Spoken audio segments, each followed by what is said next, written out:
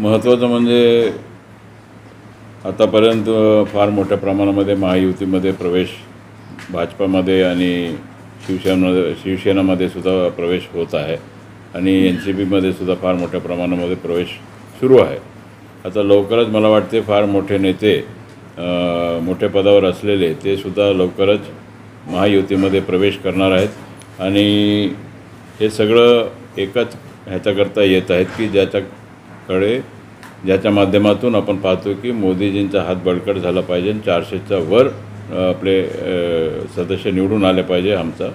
अशा प्रकारचा प्रयास आहे। महत्त्वाचं म्हणजे महाराष्ट्राचे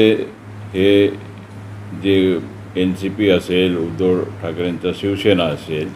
हे जे आहे हे महत्त्वाचे नेते दोघेही महाराष्ट्राचे आहेत आणि महाराष्ट्रामध्ये नेतृत्व करणारे फार मोठे दोघेही नेते असल्यामुळे त्यांनी लाचारी पत्करून दिल्लीला जायचं म्हणजे हे कुठेतरी मला काय बरं वाटत नाही। कारण की इतका लाचार होणं पवार साहेबासारख्या माणसाने आणि उद्धव ठाकरे साहेबासारखा माजी मुख्यमंत्र्यांनी लाचार होणं हे चुकीचं आहे आणि जे काय आहे इथेच